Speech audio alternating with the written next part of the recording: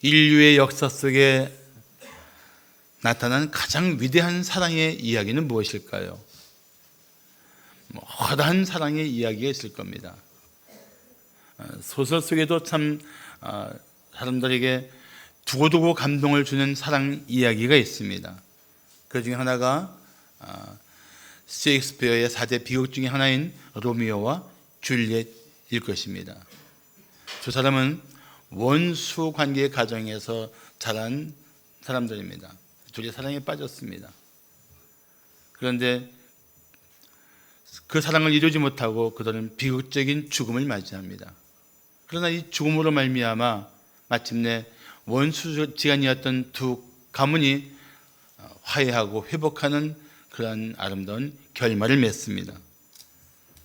원수 관계를 초월한 사랑, 그리고 그 희생으로 말미암아 원수가 떴던 가문을 회복시킨 사랑, 이 사랑의 위대함을 보여준 이야기입니다. 우리나라에도 그런 사랑 이야기가 있습니다. 춘향전. 이 춘향전을 보면서 우리는 정말 그 당시에 어떻게 그런 발상이 가능한가 싶을 정도로 신분을 초월한 사랑을 나누게 됩니다. 신분을 초월한 사랑일 뿐 아니라 이 신분을 초월한 관계 속에서 남자가 이몽룡이 몽롱하지 않은 채 더 뜻을 굳건히 가지고 어사가 되어서도 사랑하는 여인을 찾아서 마침내 사랑을 완성하는 이 신실함을 보여주고 있는 사랑 이야기가 춘향전입니다. 자, 이런 소설 속의 이야기뿐 아니라 우리 삶에서도 정말 가슴 뭉클한 사랑의 이야기들은 얼마나 많습니까? 특별히 인간관계 사랑에서 가장 많은 감동을 주는 사랑은 난 누구보다도 부모의 사랑, 특히 어머니의 사랑이라고 말하고 싶습니다. 물론 가정마다 약간 다른 사정은 있을지 몰라도 보편적으로 볼 때 어머니의 사랑은 참으로 가장 숭고한 사랑이라고 우리는 말할 수 있습니다. 그런데 이 인간들이 경험하고 나누는 이 모든 사랑의 원형이 있습니다. 오리지널이 있습니다. 그 사랑은 바로 하나님의 사랑입니다. 하나님의 사랑이 바로 모든 사랑의 원형입니다. 저는 오늘 하나님의 사랑 이야기를 하려고 합니다. 그리고 하나님의 사랑이 담긴 하나님 말씀을 나누고자 합니다. 특별히 요한복음 3장 16절을 말씀드리고 싶습니다. 요한복음 3장 16절은 아마 성경 속에서 믿지 않는 사람들도 인정할 만큼 가장 잘 알려진 말씀일 것입니다. 그런데 이 요한복음 3장 16절은 바로 하나님의 사랑 이야기입니다. 자, 우리 함께 요한복음 3장 16절을 함께 봉독해 볼까요? 자, 다 같이 시작. 하나님이 세상을 이처럼 사랑하사 독생자를 주셨으니 이는 그를 믿는 자마다 멸망하지 않고 영생을 얻게 하려 하심이라. 아멘. 자, 이 말씀에는 가장 위대한 사랑이 있습니다. 하나님의 사랑. 가장 위대한 희생이 있습니다. 예수님의 죽으심. 가장 위대한 선물이 있습니다. 영생. 이 요한복음 3장 16절에는 정말 하나님의 사랑 때문에 우리에게 베푸신 놀라운 은혜들이 가득합니다. 이 사랑 때문에 어떤 죄인도 구원을 받을 수가 있습니다. 이 사랑 때문에 예수를 믿으면 영생을 선물로 받을 수 있습니다. 나는 우리 성도들이 오늘 말씀을 통해서 다시 한번 하나님의 사랑을 가슴 절절히 깨닫게 되기를 축복합니다. 그리고 오늘 아직 그 사랑을 확신하지 못하는 분들 마음 가운데 그 하나님의 사랑을 가슴으로 받아들이고 예수를 마음에 영접하는 은혜가 임하기를 축복합니다. 그렇게 되면 당신은 진실로 하나님의 사랑을 가슴에 품은, 그래서 그 사랑 때문에 이웃들을 사랑할 수 있는 사랑이 충만한 삶을 살게 될 것입니다. 자, 하나님의 사랑에 특징이 있습니다. 하나님의 사랑은 어떤 사랑일까요? 첫째, 조건 없는 사랑입니다. 하나님의 사랑의 특징이 뭐라고요? 조건 없는 사랑입니다. 요한복음 16장에서 우리는 사랑의 근원을 다시 한번 보게 됩니다. 자, 사랑의 근원은 누구이십니까? 하나님이십니다. 그런데 요한복음 3장 16절에서 하나님이 세상을 이처럼 사랑하사라고 말씀합니다. 이때 세상은 세상에 살고 있는 모든 사람들을 말합니다.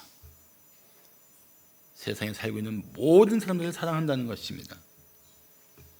더 자세히 말하면 당신과 나와 같은 사람들까지도 다 사랑하신다는 것입니다.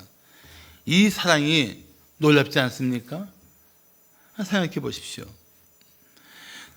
우리를 알면서, 우리 실상을 알면서, 우리 마음과 생각에 감춰진 모든 죄악을 다 알면서도 나를 사랑하신다니, 이게 얼마나 놀라운 사랑입니까? 생각해 보세요. 어떤 사람은 자기도 자신을 사랑할 수 없는 고통스러운 감정 때문에 힘겨워하는 사람도 있습니다.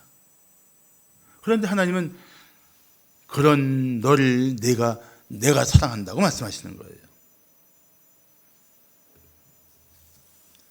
자신이 얼마나 죄악이 가득한 존재라는 사실을 깨닫는다면 나를 사랑하신다는 하나님의 사랑은 도저히 이해할 수 없는 사랑입니다. 사랑스러운 사람을 사랑하는 것은 쉽습니다. 그러나 사랑할 수 없는 사람, 사랑스럽지 않은 사람을 사랑하는 것은 여간 힘이 든 일이 아닙니다.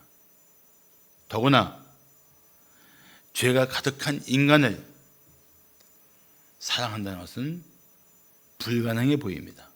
그런데 그러한 철천지 원수 같은 인생을 사랑하고 그를 위해서 내 목숨을 내어줄 수 있느냐고 요구한다면 우리는 아마 펄쩍 뛸 것입니다. 말도 안 된다고 우리는 강하게 반발할 것입니다. 그런데 하나님이 그렇게 말도 안 되는 사랑의 대상을 우리가 도저히 용납할 수 없는 죄인까지도 사랑하신다는 것입니다. 이것이 바로 하나님의 사랑의 특징입니다. 온갖 죄의 악취가 가득하고 도저히 용납할 수 없는 죄인까지 사랑하신다니 이 사랑이 얼마나 놀라운 사랑입니까? 그래서 세상을 사랑하신다는 이 세상의 모든 사람을 품어주는 이 사랑이야말로 조건 없는 사랑인 것입니다. 조건 없는 사랑이에요. 노예 상인으로서 악독한 세월을 살았던 존 뉴턴은 하나님의 사랑을 깨달은 후에 그 은혜 앞에 감격해서 이런 찬송지를 지었습니다. 나 같은 죄인 살리신 주 은혜 놀라워 잃었던 생명 찾았고 광명을 얻었네. 세계적으로 많은 사람들에게 사랑받는 찬송인 Amazing Grace의 가사입니다. 놀라운 그 사랑, 놀라운 그 은혜, 나 같은 죄인까지 사랑하신 하나님의 사랑 앞에 감격하지 않을 수가 없습니다. 하나님은 조건 없이 사랑하시면서 어떤 죄인도 죄 중에 죽는 것을 결코 기뻐하지 않습니다. 결코 원하시지 않습니다. 조건 없는 사랑이 그런 것입니다. 예수님도 이런 말씀을 하십니다. 너희가 만일 너희를 사랑하는 자만을 사랑하면 칭찬받을 것이 무엇이냐? 죄인들도 사랑하는 자는 사랑하느니라. 너희를 사랑하는 사람만 사랑하고 사랑스러운 사람만 사랑하고 너희의 조건적인 사랑, 조건부 사랑, 그게 뭐 대단한 것이냐 묻습니다. 그런데 하나님은 어떤 죄인도 사랑하시고 그 죄인이 죄 가운데 죽는 것을 결코 기뻐하지 않습니다. 그래서 에스겔 18장 23절 보시면 주 여호와의 말씀이니라 내가 어찌 악인이 죽는 것을 조금인들 기뻐하랴. 그가 그 악인이 돌이켜 그 길에서 악한 자의 길에서 떠나 사는 것을 어찌 기뻐하지 않겠느냐. 하나님의 사랑이 그런 것입니다. 조건 없는 사랑은 그런 것이에요.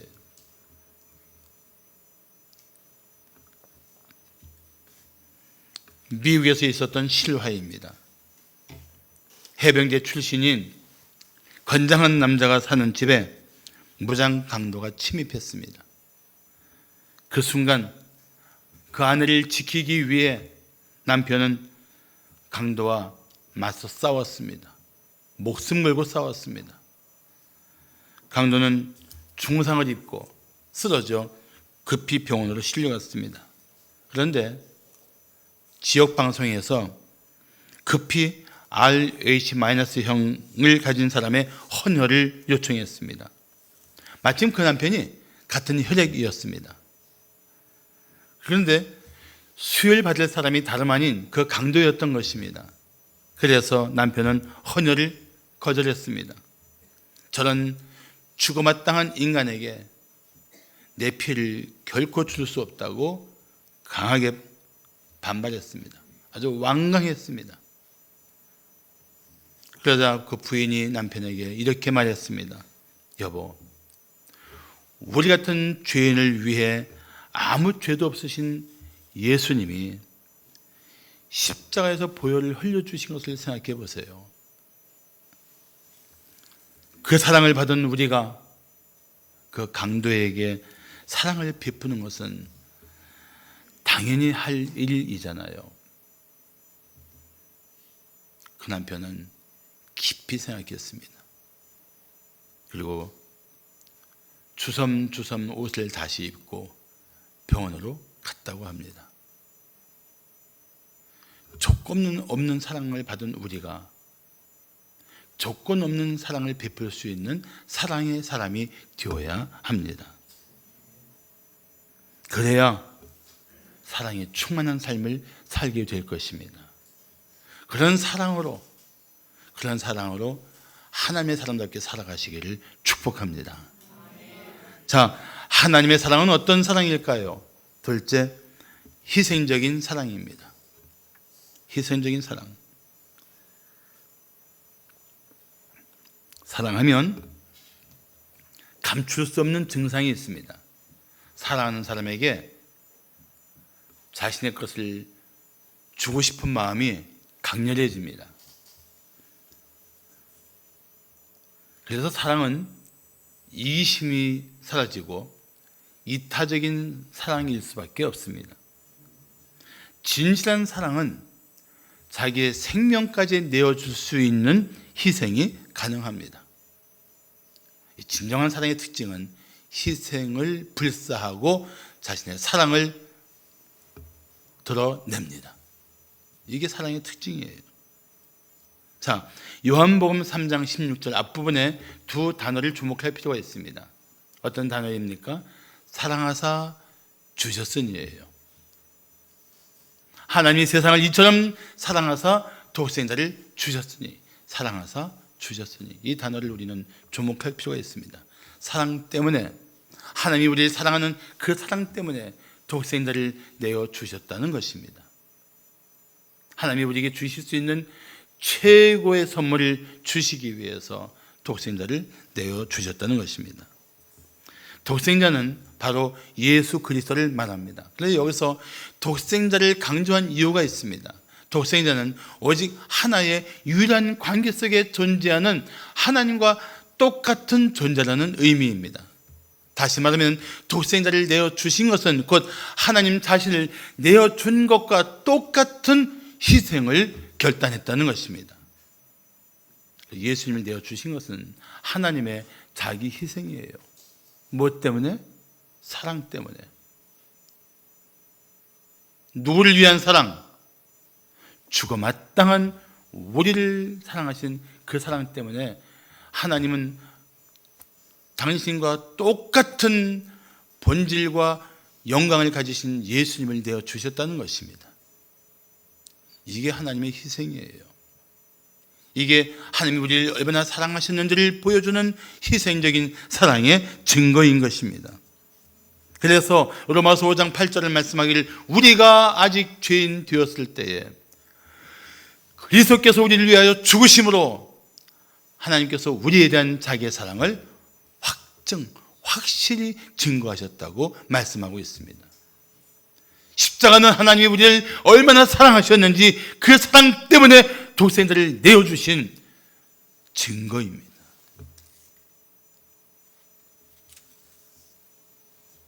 그렇다면 그렇게 나를 사랑하셔서 독생자를 내어주신 하나님 앞에 우리가 보여야 할 반응이 무엇입니까? 그 사랑 앞에 우리가 어떻게 해야 옳겠습니까? 이 땅에 사는 동안에 그 하나님의 사랑 앞에 내가 어떻게 할 것인지는 한번 진지하게 돌아보고 생각하고 그 사랑 앞에 어떻게 할 것인지를 결단해야 하지 않겠습니까? 그 사랑 앞에 어떻게 할 것인가? 하나님이 나를 그렇게 사랑하신다면 그 사랑 앞에 내가 어떻게 해야 옳은가? 물어야 하지 않겠습니까? 어떻게 해야 되겠어요? 나 같은 죄인을 사랑하신 그 사랑 앞에 자신의 죄를 인정해야죠. 이런 죄인을 사랑하십니까? 이런 죄인을 구원하기 원하십니까? 인정해야죠. 그리고 나를 구원해 주시고 나에게 영원한 생명을 주기 위해 십자가에 대속해 돌아가신 예수를 마음에 모셔야죠. 예수님 내 마음에 들어오셔서 나를 구원해 주세요. 내가 그 아버지의 사랑 앞에 이제 내 마음을 열어 예수를 영접하오니 나를 이 죄와 사망에서 구원해 주세요. 그런 고백을 해야 나를 조건 없이 사랑하시고 나를 위해 독생자를 내어주신 하나님 사랑 앞에서 우리가 마땅히 해야 할 반응인 것입니다. 반드시 해야 돼요. 이거를 적당히 하고 넘어갈 일이 절대 아닌 것입니다. 그러면 예수를 마음에 영접하는 그 순간 당신은 구원을 받을 것입니다. 그 순간 하나님의 자녀가 될 것입니다. 그 순간 영생을 선물로 받을 것입니다. 하나님은 이 선물을 주기 위해서 독생자 예수를 내어 주셨던 것입니다. 죽어마땅한 죄를 위해서 독생자를 내어주신 하나님의 희생적인 사랑, 이 사랑을 오늘 마음에 깊이 새기고 나가시기를 축복합니다. 전에 부흥사들이 자주 들려주던 이야기가 있었습니다. 아주 친한 목사 둘이 있었습니다. 그런데 한 목사는 자녀가 전혀 없습니다. 한 자녀는 아들만 5입니다. 그 어느 날 자녀가 없는 목사가 아들 5 있는 목사에게 말했습니다. 여보게, 내 부탁이 있어. 자네는 아들이 5이나 되니까 내게 한 아들만 양자로 줄 수 없겠나? 내가 최선을 다해 키워보겠네. 워낙 친한 사이니까, 허물없는 사이니까 아들 5 가진 목사가 그냥 쉽게 대답했습니다. 자녀라면 괜찮지. 내가 한번 생각해 보겠네. 집에 돌아오니까 5명의 아들이 한 방에서 쫙 누워 자고 있습니다. 장남을 보니까 참 장남은 안 되겠어요. 장자니까. 둘째를 봤더니 이놈은 참 똑똑해요. 그거 어떻게 보내요? 셋째 보니까 이놈 아무리 봐도 잘생겼어요. 못 보내겠다는 생각이 듭니다. 넷째 보니까 얘는 이상하게 몸이 약해. 병이 들어있어요. 몸이 약한 아이를 그 불쌍해서 어떻게 보냅니까? 남은 게 막내인데 막내를 보니까 뒤늦게 낳은 아들이 왜 이렇게 예뻐요? 내제 사랑이라고 그 참 눈에 밟혀서 못 보내겠는 것입니다. 그런데 죽는 것도 아니고 믿을 만한 친구한테 양자로 보낼 수 있는 그 선택하는 순간에도 5 아들 중에 하나도 보낼 수 없다는 사실을 깨닫는 그 순간, 그 마음 가운데 큰 감동이 북받쳐 올라왔습니다. 그런데 나 같은 죄인을 구원하시기 위해서 하나님이 유일하신 한 독생자, 그분을 내어주셨다고? 5 중에 하나도 아니고 영원전부터 한 관계 속에서 계셨던 독생자를 내어주셨다고? 이게 나를 사랑하시는 아버지의 사랑이었단 말이야. 그 사랑을 깨닫는 순간, 그날 밤 그는 펑펑 울었다고 합니다.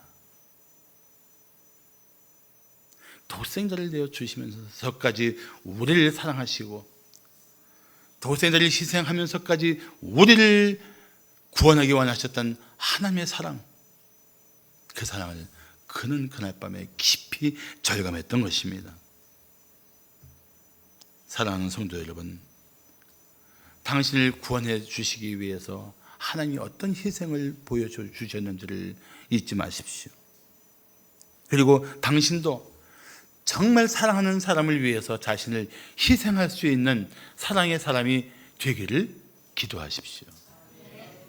부부간에도 서로 희생하는 사랑을 살아야 합니다. 부모와 자녀 간에도 서로 희생하는 사랑을 살아야 합니다. 예수의 보혈로 한 영적 관계가 된 교회 안에서 우리도 지체를 위해서 자신을 희생하는 사랑을 살아야 합니다.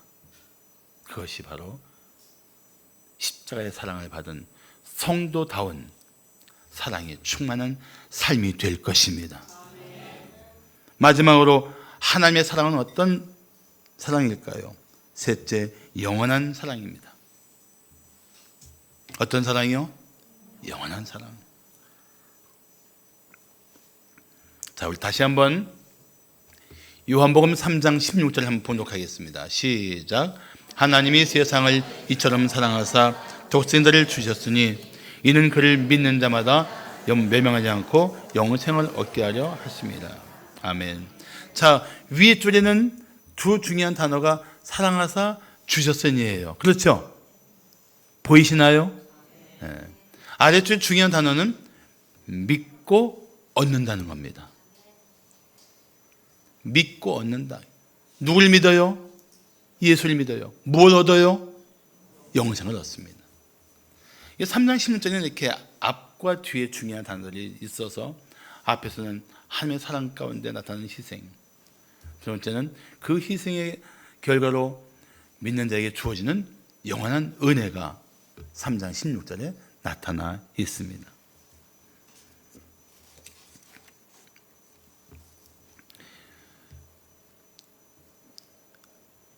진시황이 가장 원했던 게 무엇인지 아시죠? 죽지 않고 영원히 사는 것. 그런데 우리의 죽음은 죄의 대가입니다.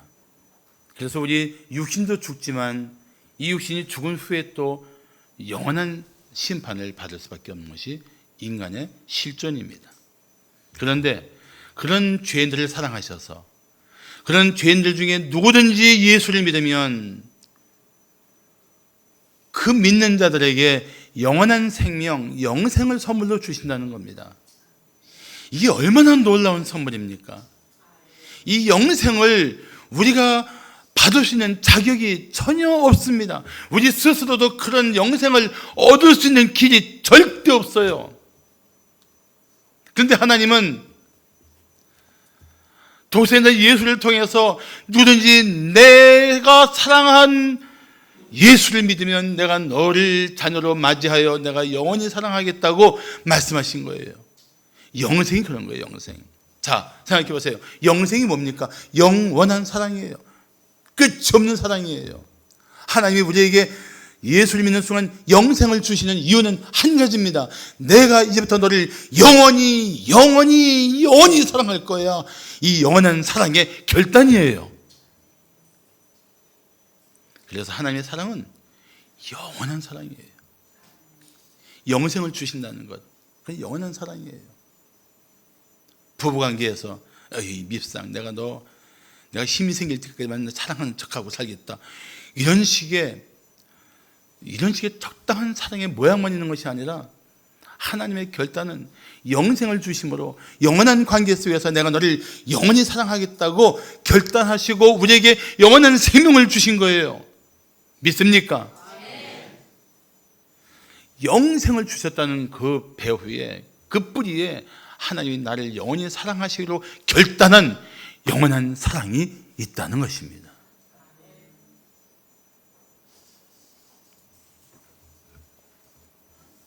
이보다 더 큰 선물이 어디 있어요? 이 선물을 거절하지 마세요. 하나님께서 내가 예수 믿는 너에게 이 선물을 주겠다고 말씀하는 순간 달려나와 덥석받으면서 주여 죽어마땅한 이 죄인에게 주시는 이 영원한 생명을 저는 오직 은혜로 받겠습니다 하고 예수님 앞에 무릎을 꿇어야 맞습니다. 이 선물을 거절하면 끝일까요? 예수 안 믿으면 끝일까요? 안 믿고 말면 그만이지 할 수 있는 상황일까요? 절대 그렇지 않습니다. 자, 오늘 보면 17절 18절을 보시면 하나님이 그 아들을 세상에 보내신 것은 세상을 심판하려 하심이 아니요 그로 말미암아 세상이 구원을 받게 하려 함이라. 그를 믿는 자는, 예수를 믿는 자는 심판을 받지 아니하는 것이요 믿지 아니하는 자는 하나님의 독생자 이름을 믿지 아니함으로 벌써 심판을 받은 것이라고 말씀하고 있습니다. 믿지 않으면 그만이지. 나 예수 안 믿으면 뭐가 문제가 있겠어? 아니요, 심각한 영원한 삶에 대한 하나님의 심판이 있습니다. 더 정확히 표현할까요? 영원히 꺼지지 않는 불, 지옥에 들어갈 것입니다. 예수의 이름을 믿는 자들에게는 영원한 생명을 영원한 천국에서 영광 중에 누릴 것입니다. 그러나 예수의 이름을 믿지 않는 사람은 영원히 꺼지지 않는 불구덩이에 던져져 영원한 지옥의 고통 가운데 존재할 것입니다.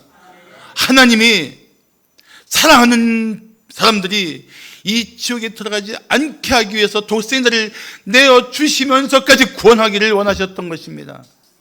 그 하나님의 마음을 아신다면 우리는 십자가 앞에 나와 무릎을 꿇어야 합니다. 나 같은 죄인을 구원하기로 작정하시고 예수를 내어주신 그 사랑 앞에 무릎을 꿇고 주여 이 죄인이 돌아옵니다. 저 예수를 믿으면 구원받을 줄 믿고 예수를 내 마음에 모시겠습니다 라고 외쳐야 한다는 겁니다.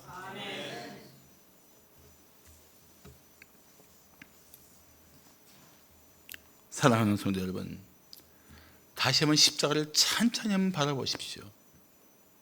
거기에서 하나님의 사랑이 보이십니까? 보여야 돼요. 거기에 나타난 예수님의 은혜를 목격하십니까? 보셔야 돼요. 그 예수를 믿는 순간 주어진 영원한 생명, 영생에 대한 기쁨이 여러분 마음속에 충만합니까? 그래야 됩니다. 존 칼빈은 이런 말을 했습니다. 참된 믿음의 눈은 그리스도를 눈 앞에 놓고 그분 안에서, 예수 안에서 사랑으로 넘쳐 흐르는 하나님의 마음을 보는 것이다.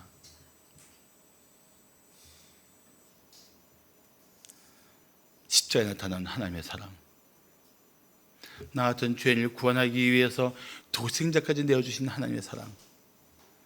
그래서 오직 죄가 가득한 우리가 예수를 믿었다는 그 이유 한 가지만으로 우리에게 영원한 생명을 주시고 영원히 사랑하시기를 작정하신 하나님의 사랑, 그 사랑을 반드시 받아야 합니다. 반드시 그 사랑의 품 안에 우리는 뛰어들어야 합니다. 생각해 보세요. 허물초성의 인간을 영원히 사랑한다는 것이, 아니 살아있는 동안 변함없이 사랑한다는 것이 쉬운 일입니까? 그렇지 않아요. 사랑하려고 하다가도 하는 꼬라서니를 보면 열불이 나서 포기하고 싶을 때가 있지 않습니까? 그래서 우리는 정말 하나님께 이렇게 말씀드리고 싶을 때도 있어요. 하나님, 저를 포기하고 싶을 때가 있지 않습니까? 하나님 뭐라 말씀하실 것 같아요? 아니, 너를 포기하고 싶은 때가 한 번도 없었어. 왜요? 너를 영원히 사랑하니까. 하나님의 대답이에요. 하나님의 사랑의 특징이 세 번째 뭐라고요? 영원한 사랑. 영원한 사랑. 하나님은 그렇게 여기 있는 한 분 한 분을 이름을 불러가시며 영원히 변함없이 사랑하고 계십니다. 아멘. 할렐루야. 아멘. 이제 그 사랑을 받은 우리가 이웃들에게도 때로 갈등이 있고 고통스러운 상황이 있을지라도 그래도 사랑하며 그래도 그를 위해서 기도할 수 있는 그런 사랑이 충만한 삶을 살아가시기를 축복합니다. 아멘.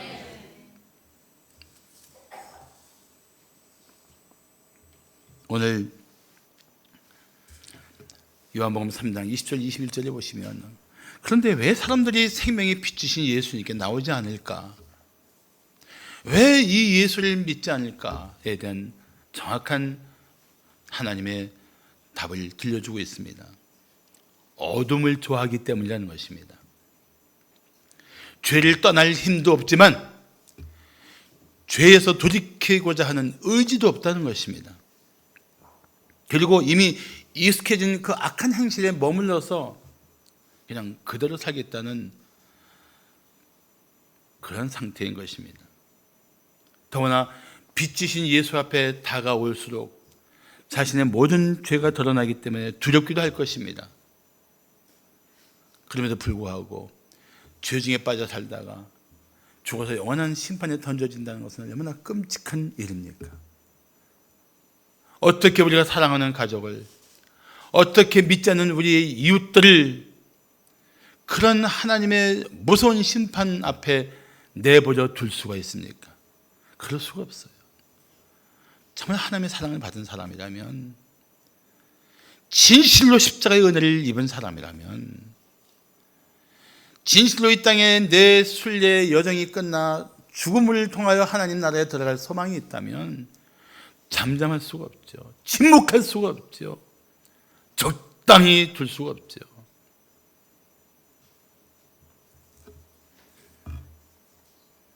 교회는 죄인을 사랑하신 하나님의 은혜를 입은 성도들의 모임입니다.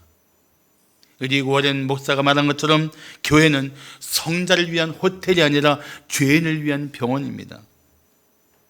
교회 안에서 치유가 되고 회복이 됩니다.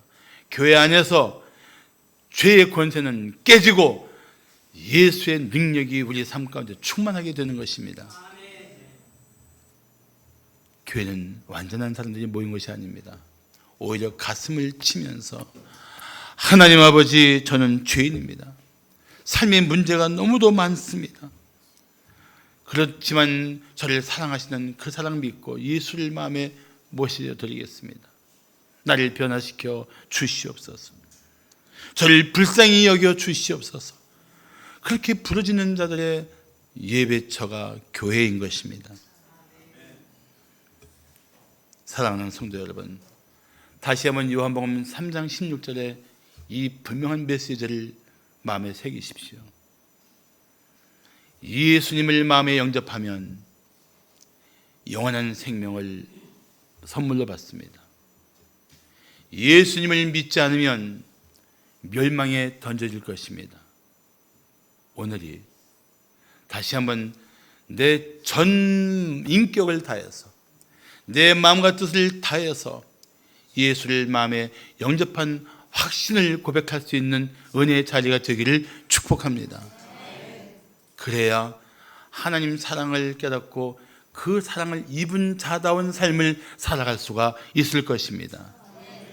오늘 예배자 중에 나는 아직 그 예수를 만나지 못했어요, 나는 아직 그 하나님 사랑을 확신하지 못했습니다. 그런 분들에게는 오늘 그 하나님의 사랑 앞에 무릎 꿇고 예수를 마음에 영접하는 놀라운 은혜가 임하기를 축복합니다. 기도하시겠습니다.